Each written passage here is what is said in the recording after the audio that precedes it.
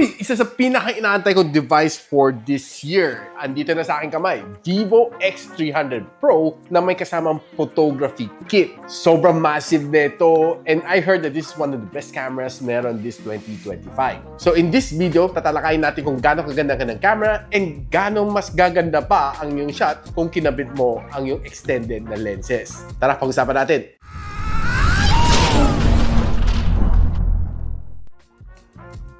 So medyo malaki ang box nito Vivo X200 Pro kung binili mo together with the photography kit. So magandang magandang experience ang unboxing nito. Pagbukas mo, uy, ang ganda. Andito mismo yung box ng X300 Pro natin. And later pag pinull out natin to, nandito yung mga kits natin. Simulan muna natin with itong box na ito. So like last year, simple lang kanyang box. So natin, we have the X300 Pro pag unbox natin. And further inside the box, we have a small pouch, SIM ejector tool nandyan, warranty card, quick start guide, yun yung kanyang jelly case. Uy, maganda colored pa. Tibay. And we have yung kanyang charging brick, which is a 90 watts na Vivo Flash charge na charging brick. A to C nga lang siya, hindi C to C. And of course, yung ating A to C cable. Before natin pag-usapan ng phone, pakita ko muna sa inyo mga photography kits. Meron siyang guide dito, no, para malaman mo kung ano mga components. Ito ang kanyang phone case. Nandito na yung kanyang lens adapter na ring. Ito yung kanyang grip na pag kinabit mo, it has a lot of function up here. Ito ang kanyang phone strap na braided, which comes in handy pag mahilig ka on outdoors. Meron kang dalawang decorative ring, isang silver, isang titanium color. Meron ka ring filter adapter ring. And ito na, the telephoto extender natin, which papakita ko sa inyo later pag ginamit na natin. And of course, your X300 Pro. And by the way guys, itong phone na ito, ang Vivo X300 Pro na may 16 gigs of RAM and 512 gigs of storage. Ang ganang SRP is 77,999. And the kits, bibili mo separately. Yung Zeiss telephoto extender kit is being priced at 12,999. And yung PGY Tech na imaging grip kit is being priced at 7,999. Everything, I'll put the link on the description box below para alam nyo saan siya pwedeng bilhin, or just simply click yung YouTube shopping link na biglang lilitaw dyan sa inyong screen. Use my official links and huwag kayo paligoy-ligoy dahil ang dami sobrang scammers lately, lalo magpapasko. Now, one of the good things dito sa kanyang design is very simple lang siya. Matte yung kanyang likod and I love yung kanyang finish dito. Sarap hawakan, no? So, meaning wala kang fingerprints na makikita dito. Andito lahat ng kanyang Zeiss optic lens. Andito yung action button ni Vivo, which normally ginagamit ko lang siya for ringer toggle. Maganda yung kanyang finish, matte finish na brushed aluminum metal, which I love. By the way, itong phone na ito is eSIM ready and it's a IP68, IP69 dust and water resistance. By the way, ang materials gamit dito is glass back, aluminum sides, and glass finish harap. Armor glass ang gamit ni Vivo dito with a MOS level 4 na scratch resistance. If you want to know the full specs ng phone na ito na. Now, on spec sheet, itong phone na ito is definitely impressive. And on multitasking on day-to-day basis, okay na okay. The Origin OS 6 definitely one of the best na UI na nagamit ko so far. Very clean, very uniform, and sobrang easy i-navigate. And one key feature na dito is meron siyang one-tap transfer that gives you a faster file sharing between Vivo devices and iPhone devices. And being powered by the MediaTek Dimensity 9500, ang ganda ng processor nito dahil sobrang lakas nito. Video editing, playing AAA games, maning-mani, kayang-kaya niya. And binigyan nga ako ng 3.41 million points ito sa benchmark. And kung gusto mo makita yung mga ibang benchmark na nakuha natin, here you go. Now, in terms of battery, mataas din ang capacity nito. 6,510 mAh ang meron nito phone na ito. Can fast charge up to 90 watts, 40 watts na wireless charging. Pwedeng-pwede, di ba? I mean, mabilis na mag-charge, matagal pa yung battery. And on day-to-day usage as my daily driver, I would tell you guys, kayang-kaya na magtagal ng 2 whole days kahit hindi ka mag-charge. Basta you're using normally, hindi ka babad sa gaming, hindi ka heavy user, just your normal daily task. Like example, mag-social media ka, tumawag ka ng phone call, take some photos. Wala yung babad na kumukuha ng video, wala rin yung babad na telechatting, walang problema ng 2 araw. And in fact, nung tinest ko to sa PC Mark battery stress test, 25 hours na screen on time ang nakuha natin. Paldo, di ba? And nga pala guys, bago ko makalimutan, dahil this one has a Blue Bolt na battery technology ni Vivo, mas extended ang battery life nito phone na ito. Now, pagdating sa display nitong phone na ito, wala kang maging problema dito sa kanya. Malaki naman kanyang screen at 6.78. LTPO AMOLED display na rin siya, so it can calibrate itself from 1 Hz to 120 Hz, no, depending sa pangailangan ng phone mo, which saves you a lot of battery in return. And dahil 4,500 nits ang meron niya dito, it means na sobrang bright niya. Kahit under the direct sunlight ka, kahit sobrang liwanag ng araw, mababasa mo pa rin everything displayed on this phone. Now, if you're trying to browse on social media, expect to give you a really good experience dahil this is definitely a flagship phone. Flagship din naman syempre i-expect mo dito sa kanya, ang kanyang performance, ang kanyang browsing experience, everything na lang. Kahit manood ka ng video dito, I would tell you na sobrang ganda din ang experience ko dito. Sobrang punchy ka ng colors, wala kang maging problema. The black is definitely blacker. So, since meron siyang stereo speaker dito na may high-res audio, pakinggan na natin yung sound quality niya.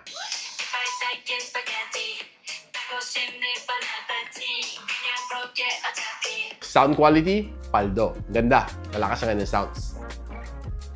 Now, itong phone na ito, hindi lang siya pang camera. Pero with a Dimensity 9500, it's hard not to try some games dito sa phone na ito. Pwede try 3 titles dito: Call of Duty Mobile, Genshin Impact, and Wuthering Waves. Now, pagdating sa Call of Duty Mobile, expect mo naman to give you 120 FPS. Sobrang okay ng kanyang gameplay, and I would tell you na sobrang paldong-paldo din dito. Honestly, wala kang maging problema dito dahil wala kang makifeel ang frame drop, sobrang smooth ng graphics, and I would say na sobrang mani lang dito sa phone nito ang Call of Duty Mobile. Kasi sobrang baba din ng temperature niya at just 33 degrees Celsius after an hour of gameplay. Wala pang aircon yan, ha? Pagdating sa Genshin Impact and sa Wuthering Waves, both of these games are really good on this phone. 9500 is definitely a game changer kasi it's definitely bound to give you a good experience. Kahit hindi naman siya gaming phone, pero given na yun ang chipset mo, it's definitely going to give you a good experience. Both of the games na nakapag-achieve ako ng 60 FPS, pag nagka-clash naman ako, bumaba lang siya no, roughly mga 58, 57, pero not lower than that number. Maganda ng gameplay, smooth ng graphics, wala kang ma-feel na frame drops, and the touch response is definitely okay. Sounds is pretty solid, and you really get a good gaming experience dito sa dalawang game na ito. And surprisingly, medyo malamig din ang kanyang temperature. Both umabot lang ako just 38 degrees Celsius after an hour of gameplay on both games. Now guys, pag-usapan na natin ang camera performance. So, yun ang pinaka-inaantay ninyo na pag-usapan natin dito on the Vivo X300 Pro. So, yung kanyang main camera is a 50MP na Zeiss gimbal grade na main camera na Sony LYT828. Then followed with a 200MP na Zeiss Apo telephoto camera. Then meron din sa Zeiss ultra wide angle camera na 50MP. And ang kanyang front-facing camera is a 50MP na Zeiss wide angle front camera. Siyempre, sinamahan din siya na Pro Imaging chip na VS1 plus adaptive zoom flash. Siyempre, before that, pakita ko lang sa inyo kung paano ikabit itong kanyang photography kit. So, kakabit lang natin yung case dito. So, what you'll do is snap on mo lang siya. Ganun lang siya. As simple as that. Next is kakabit mo itong grip niya. It serves also as a power bank or battery pack. Extended ang iyong battery life dito. Is-snap mo lang siya ng ganito. And the last one is of course yung telephoto extender lens natin. This is the exciting part. Ito-twist mo lang siya to lock. Ganito ang paghawak. Now, pag focus mo, light press. Pag hard press mo, shutter na siya. Ito kanyang record button. And this is yung pag-focus mo. Ito naman ang zoom. Tara, tingnan natin mga camera samples natin. Now, simulan natin ating camera analysis with outdoor shot. And taking a look at some of these outdoor shot na nakuha natin, honestly, it's breathtaking. Ang ganda, sharp ang mga photos. And you expect nothing else but one of the best na makakapture mo dito on this camera. Dahil the outdoor shots are really good, natural ganang colors, hindi siya masyado saturated, and you'll definitely get some good shots while you're just simply strolling. Now, habang nilalaro ko kanyang lenses from kanyang ultra wide and zooming in all the way up to 100 times zoom, honestly, maso-surprise ka na maganda ang kanyang wording pa rin dito, no? Digitally zoom yung one vertice. Now, kahit medyo night mode na, you'll be able to get some really nice shots dito on this camera dahil kahit night photography, itong camera na is really bound to perform.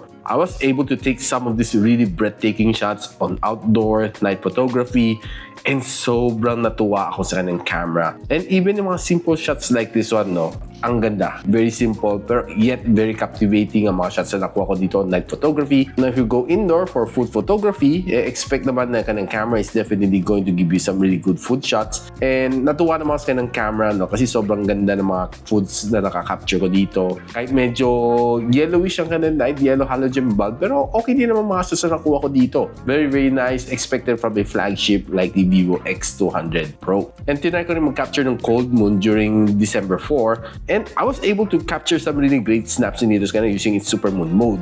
There are times na naging yellowish siya, and there are times na medyo whitish siya. No? I'm not quite sure kung how it happened, pero this is yung pinakasagan niyang zoom. Ito, umabot ako ng 100 times zoom, and this umabot tayo ng 80 times zoom. Nung sinalpa ko na yung telelens adapter natin, yung extended na lens natin to capture some of these shots, no? This is 200mm na shot. Ganda, no, guys? Tinan nyo. Tapos ito is 400mm na shot, 800mm na shot, and 1600mm na shot. Just look at the details, guys. So, tinan nyo, guys. So, ang ganda pa rin ng details niya after zooming it for so far. Grabe, malayo ako sa figure na to, pero yet it's so really nice yung ganang shot, no? And again, inulit ko sa Monumento Circle, 200mm, 400mm, 800mm, and this is a 1600mm na shot. No, hindi kasing linaw nung kanina, and still yung background photo ni Papa P is still very nice and solid.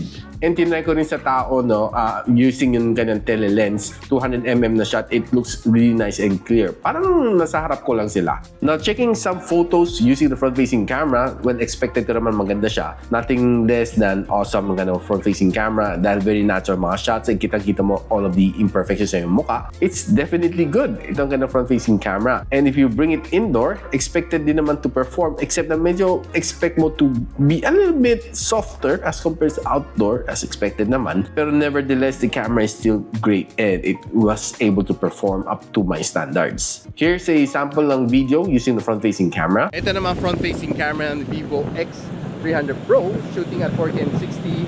Very stable, sharp ang video. That's how it should be sa flagship phones. And here's a sample ng video using the rear camera. Ito ang rear camera ni Vivo X300 Pro, shooting at 4K and 60. Very stable siya, guys, no? I can actually even zoom up to 10 times and 20 times even, guys, no? Tingnan nyo, guys. What can you say?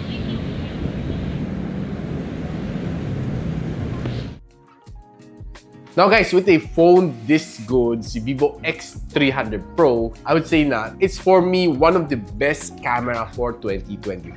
And being able to take a lot of good shots dito sa phone nito, I would say na sobrang happy ako sa performance nito. All of the shots taken dito are just simply point and shoot. Hindi na ako gumamit ng Pro mode, no? Kasi maganda naman ang kanyang output. And mostly, pinapakita ko naman siya is point and shoot kasi it's what you can replicate easily as a normal consumer. Hindi ako nagko-color grading, hindi ako nagpo-pro mode kasi it's something na more of the photography expert. Kasi here in my channel, tech reviewer tayo, so I give you what you can replicate easily on your own self. Pag yung mga photo enhancement, it's on another level na. Kaya din naman natin pero hindi ko na kailangan pakita sa inyo. Now, with a phone this good, it's hard not to recommend. Kasi sobrang ganda nito Vivo X300 Pro. And if you're interested dito sa phone na ito, I'll post the link on the description box below or just simply click yung product link nandiyan sa inyong screen. And if you know anyone na interested dito sa phone na ito, please share this video to them. And of course, in-encourage kayo to like, subscribe dito sa aking channel so you don't miss out yung mga good reviews just like this one here sa aking channel. So paano yan? Hanggang dito muna ako. I'll see you when you see me. Peace out. And so, ako para si Richmond and you're watching Gadgetsidekick.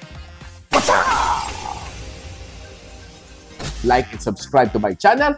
Don't forget to hit that notification bell. For one of my latest uploads, click the dito. And for one of my popular uploads, click here.